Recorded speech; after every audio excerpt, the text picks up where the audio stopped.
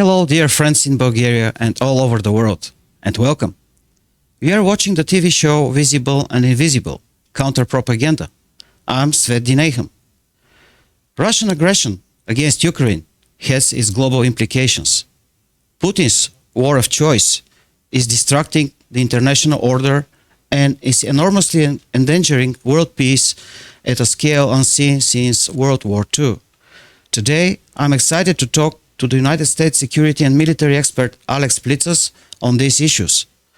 Alex Plitsas is a full-time executive in the tech sector, a senior fellow at the Atlantic Council, and serves as an elected Justice of the Peace and Fire Commissioner. He is a United States Army Special Operations Combat Veteran and Bronze Star Medal recipient of the Iraqi War and served in Afghanistan as a Defense Civilian Intelligence Officer. He completed his federal service as the Chief of Sensitive Activities for Special Operations and Combating Terror in the Office of the Secretary of Defense. Alex attended American University for his undergraduate studies in political science and then graduate school at Johns Hopkins University for global security studies. He also holds a certificate in emergency management from FEMA.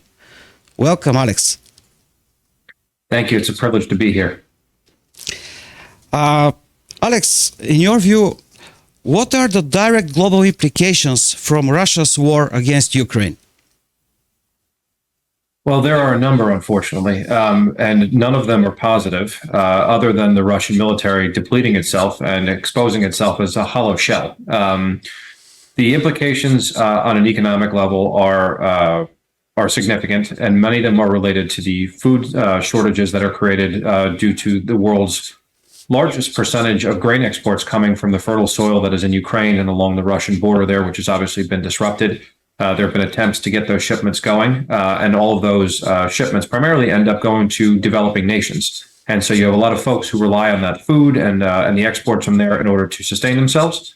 And that's a secondary or tertiary effect as a result of the conflict, where the suffering is not isolated to the battlefields in Ukraine and the civilians in the country, but all across the world, for that matter. And there are also implications beyond this in the sense that if Putin is allowed to get away with this behavior, there are other actors who are similar to him who have unjust grievances or desires to take territory that doesn't belong to them.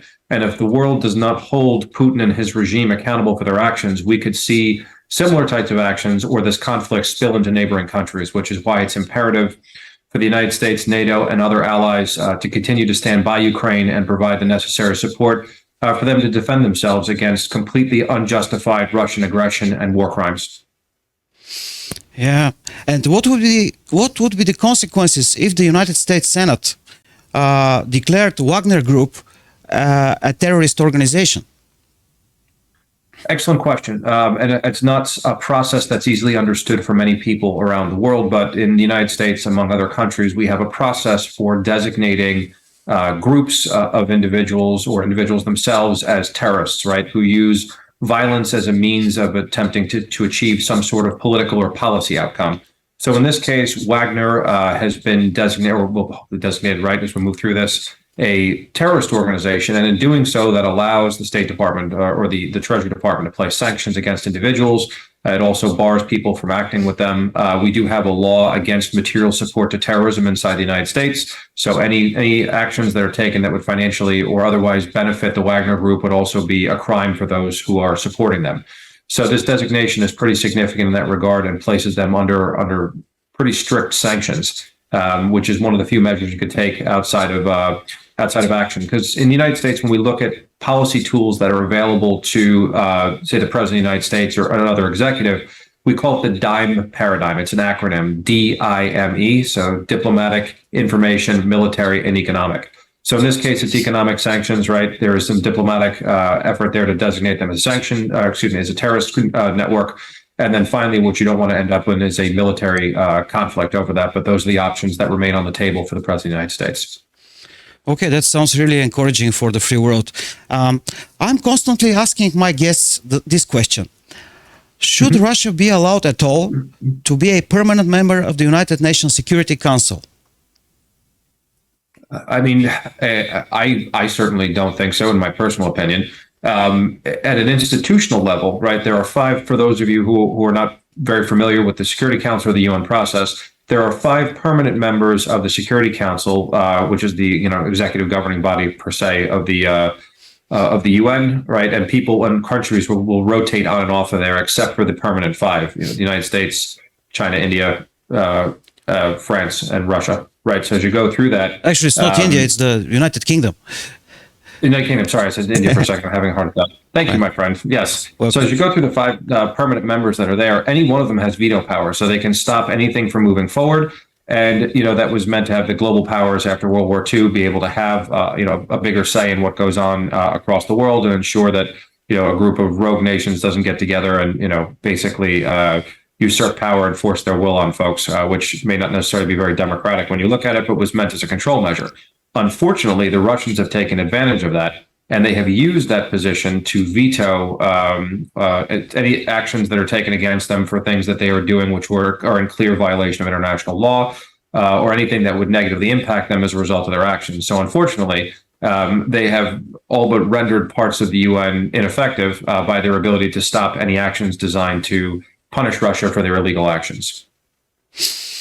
And do you think a point might come in which NATO shall be forced to intervene in some way to protect Ukraine? In some way?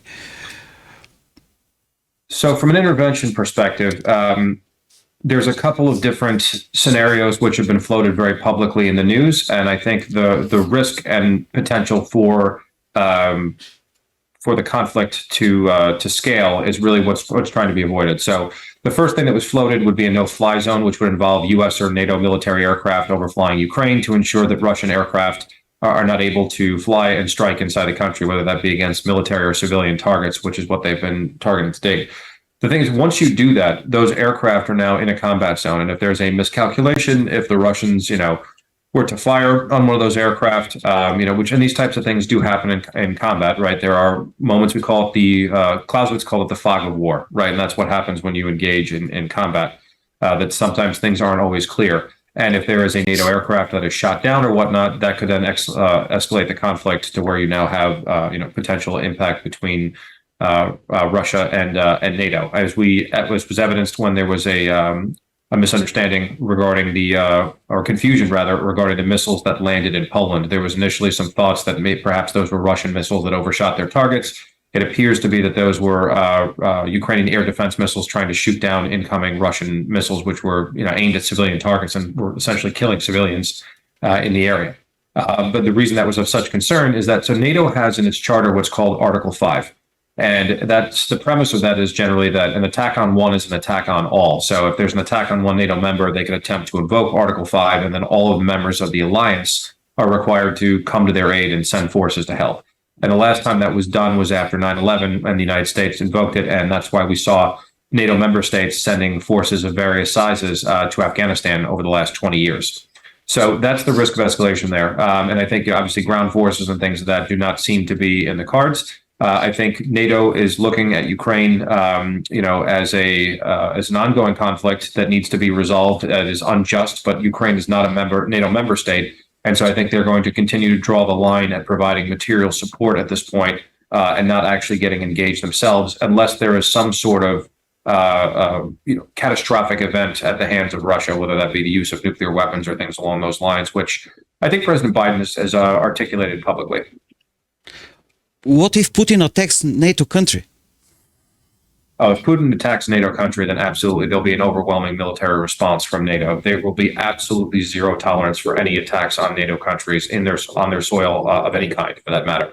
The United States has made that clear. We have surged forces into Poland and other countries in the area, just as if nothing else, as a show and reinforcement for our NATO allies that we are committed to our treaty obligations. And Putin would be very, very sorely mistaken to do that. I mean, the Ukrainians and the bravery that they have showed on the battlefield is something that will be studied and admired for centuries to come after this. But most of these folks were shopkeepers or dancers, as we start to see, or musicians who then got a very limited amount of training, but for the protection of their homeland, they went out to go fight, right? They're not professional soldiers. They're doing their job to protect their families and their homes. NATO itself, and look at how well that they're doing it against the Russians right now with just military equipment.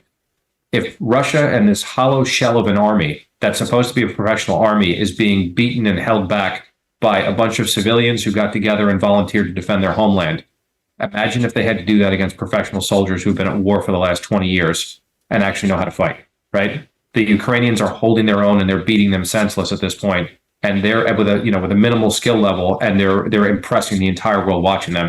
Putin would be very, very sorely mistaken to do something so stupid. Okay, let us go for a moment to another region of the world, because you are also expert in global security. Earlier this year, I listened to a Pentagon briefing in which the main message was Iran does not want us around. What does that mean? Is there any chance the United States will do something decisive to try to change things in Iran? Well, there's a couple of different things that are going on at the same time, right? Obviously, over the last 20, 30 years, there's been a proxy war between Saudi Arabia and the Saudi-led alliance in the Middle East, and the greater region for that matter, and then Iran and some of her allies. And then we saw that play out through the Iraq War. Saddam Hussein was a Sunni Muslim oppressing a Shia majority inside of his country. And then neighboring Syria next door, you have Bashar al-Assad, who is an Alawite Shia Muslim, 10% of the population, suppressing a majority of Sunni Muslims there. And so that's why you see that very close alliance between Iran, Iraq, and Syria all the way across to southern Lebanon to Hezbollah, because they have that common bond. I mean, the Safavid dynasty converted the Persian people to Shia Islam in the 17th century, and they used scholars from Lebanon to do that. So there's a close tie between a lot of pockets around the Gulf and Iran for that reason, based on religion, which is now transcended into politics and foreign policy. Iran sees our presence in the Middle East, particularly our bases in Saudi Arabia. We have them in the UAE and Qatar, etc. In Turkey, as them being surrounded. And think about it, they spent 20 years almost with U.S. forces, in Iraq on one side of their borders, right to the west, and then to the east they have U.S. forces in Afghanistan. So they've felt surrounded for that matter. I personally fought in Baghdad against some of the Shia militias, where there were Iranian Quds Force commanders on the ground who were controlling the forces there. So when Iran doesn't want us around, they want us out of the Middle East. They want us out of their sphere of influence as they see it. They want to control geopolitics, basically from Tehran all the way through the Mediterranean, through southern Lebanon, and be able to control or help control politics in the region. And unfortunately, that regional rivalry, as well as the tensions involving their nuclear program, has spilled over into other conflicts, right? Inside Yemen, right? We have the civil war that's ongoing there between the government and the Houthis, and you have the Saudis taking one side and you have the Iranians taking the other, right? And then we see that in smaller cases in other areas sort of around the Gulf, and then particularly their intervention in Syria on behalf of Assad, as well as in Iraq on behalf of the government there. So what I think is pretty interesting, if you want to talk about the complications of why this is so difficult, inside of Iraq, right, we had the Islamic State terrorist group, which was attempting to take over the country, right? So inside of Iraq, the United States, Iran, and Iraq were all fighting against ISIS to try to sustain the Iraqi government, which was democratically elected, but is a Shia government, unlike Saddam's government, and therefore the Iranians have been trying to make sure that stays the case so that they've got an ally. But obviously there's been some tension recently about Iran meddling in the internal politics in Iraq. Now go next door to Syria, right? Iran is also allied with the government there, where the United States is not allied with Assad. So in Iraq, you have the Russians and the Syrians, the Russians and the Iranians helping to back Assad to keep him in power, while also fighting or trying to fight ISIS. Then you have the United States and the Kurds on the ground trying to fight ISIS. But in the background, there's also still that conflict between Russia and Iran, and then the United States and the Kurds in the background. So in one country on one side, we're all allied against ISIS. You go to the next country next door, and we're allied against ISIS, but we're not allied with each other. So, I mean, it's a mess from one country to the other. There is no clear, outcome at this point. And the biggest concern is the nuclear program and the fact that they continue to enrich uranium, that there is no, I think at this point, there is no real clear deal that's feasible that's on the table. And I think there's a concern between Israel and the United States that at some point this could lead to a military strike, which would obviously be the last outcome anybody wants. I've been three tours in two different wars. I've been to 42 countries and a lot of third world hotspots. The last thing I want to see is a conflict anywhere else in the world, to see any more people suffering. But at some point there will be a red line where the Iranians will be held accountable for their continued desire to illegally develop nuclear weapons.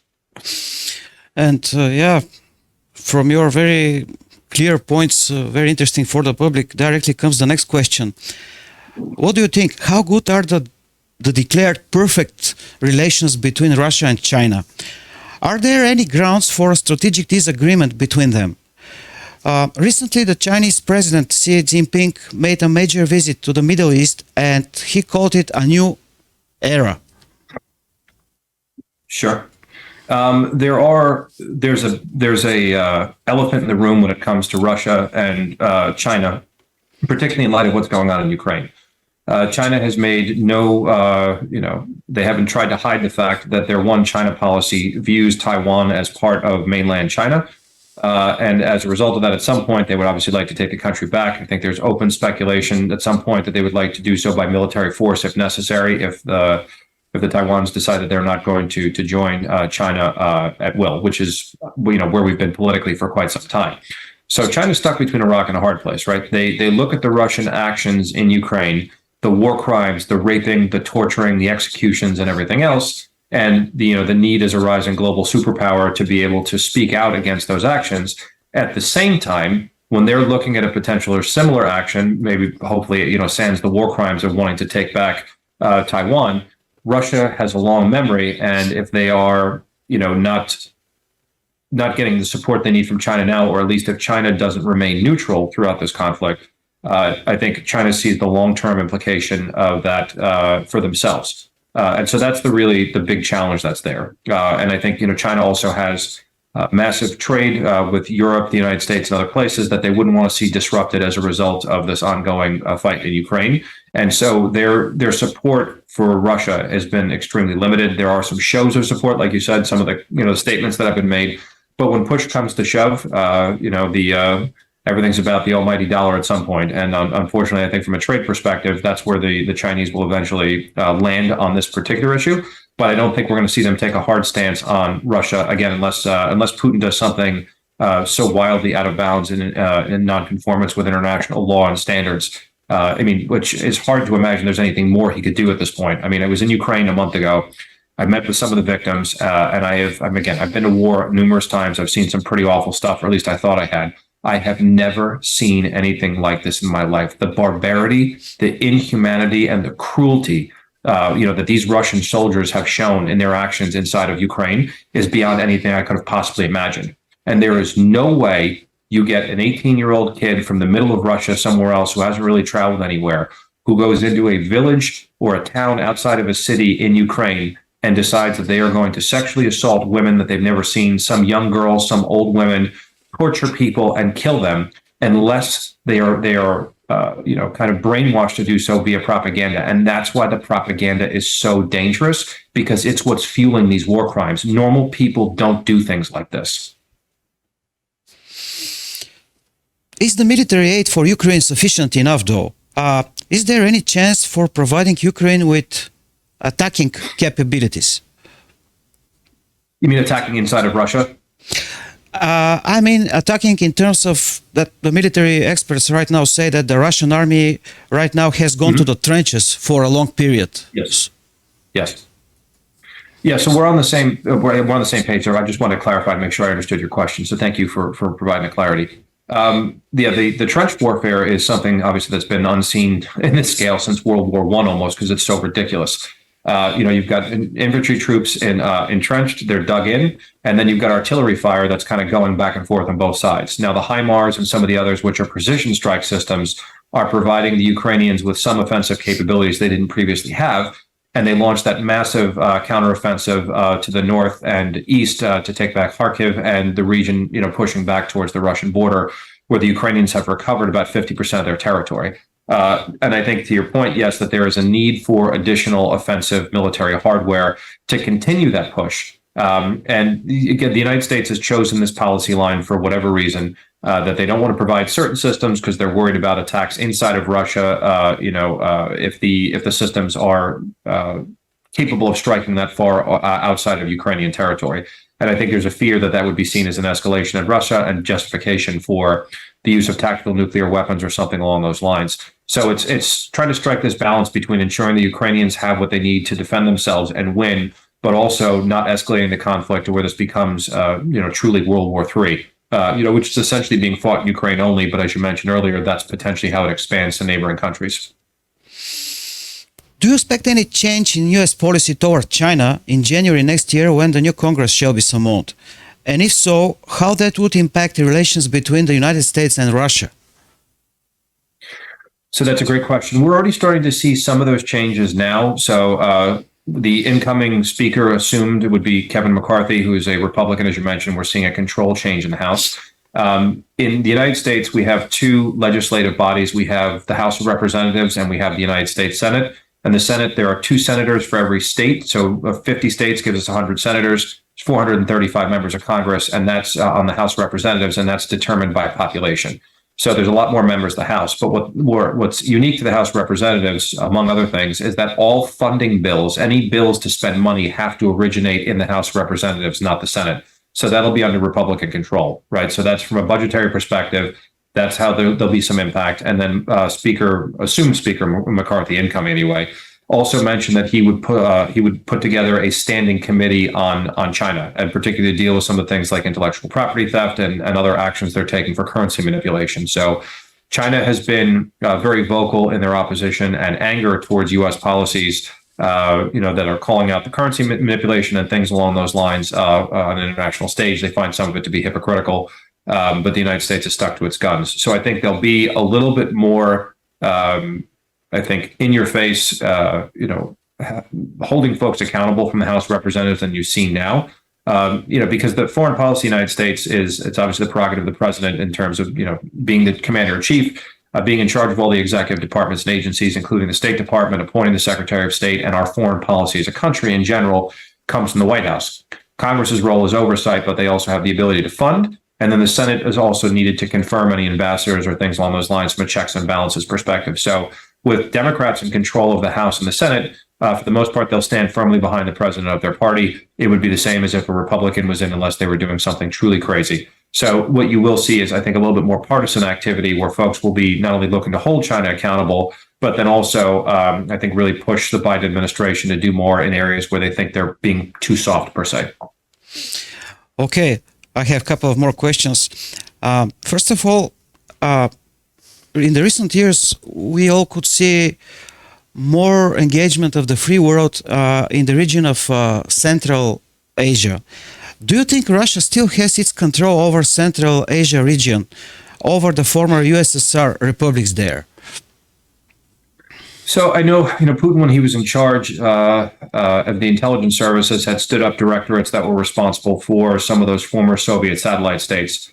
We saw that one of those failed miserably in Ukraine in terms of their, desire to stand up an opposition government there, which didn't really happen. I know, particularly from experience in Afghanistan over the last year and a half during the withdrawal, that the Russian intelligence services are very active in the Central Asian states, the stands, as we call them, that used to be part of the Russian Federation back in the day. So the Russian intelligence services are still active to the extent that they're controlling things. I don't think it's as much as people perceive, but I think there's also an understanding from many of those folks. If you look at some of the votes that have taken place in the UN, you won't see yeses or no votes for or against Russia and the Central Asian states, these be part of the Federation. You'll see them abstaining and remaining neutral, very similar to China. So that's where it's also kind of odd. But there's other stuff you'll see in the background too that's not really talked about in the news. So the United States and NATO have our own caliber of weapons and equipment and everything else that's not compatible with Russian. So for example, if you've seen a US M4, M16 rifle, the civilian equivalent would be an AR-15 with your .556 caliber bullet. And then you have an AK-47 standard assault rifle on the Russian side, right, with your 7.62 caliber. So the weapon systems themselves are not interchangeable, the munitions, et cetera. The United States doesn't sit on some large stockpile of Soviet caliber munitions, right? We have no need to, because that's not what fuels or our military. It's not what they use. So where those weapons are produced are mostly in former Soviet satellite states, right? So to try to get end user certificates and permission to export those things from countries around the world, what we're seeing in many cases, the observations are that a lot of those countries are denying the end user certificates and not allowing things to be shipped out, not because they're against Ukraine per se, but they don't want to be seen as taking a side or be providing ammunition or munitions to the Ukrainians. because it'll be seen as an escalation with the Russians. So there's a lot more going on in the background that's less obvious because it isn't supporting Russia or supporting, Ukraine or vice versa, and not supporting one or the other. But in the remaining neutral and not doing anything at all is actually having an impact as well in terms of, the example I gave you, it happens to be weapon shipments. But that's also on the diplomatic and economic side as well. So I think, what was it, Churchill's quote there, right, about, remaining neutral in times of of moral crisis, right, is the greatest sin there, right? And that's what we're seeing from a lot of these countries. Absolutely. And here comes the final question. Does the world really understand that a lot is at stake in Ukraine right now? A lot is at stake. So in terms of the world, I think a lot of global powers understand at what's stake. The average person out there couldn't find, Ukraine on a map. If you actually labeled it and put their finger on top of it, they still wouldn't recognize that's what it was. I try to explain to folks when you talk to them here in the United States, for a means of comparison, if you look at the length of the front lines, it's basically from Toronto, Canada, down to Raleigh, North Carolina, like 1,300 miles or something crazy. It is a massive conflict in terms of the size and scale, and that's just understanding the conflict itself. And to your point, do people really understand the secondary and tertiary effects of this conflict, the potential to spill over, and what could happen if money or weapons are cut off for Ukraine and they're unable to defend themselves? And no, I don't think many people do. I mean, we're again going to see a hostile Russia right on the border with Poland and other nations that are there, NATO member states, and people who have, tracts of territory that the Russians believe, belong to them. Right? I mean, right next door, to Ukraine, there are Russian troops that are sitting there in a defensive position, 6,000 of them, I believe. And I always mispronounce the name, so if you can help me, Transnistria, I forget exactly how to pronounce it. Transnistria is in English, yeah. Thank you. All right, good. So I got close.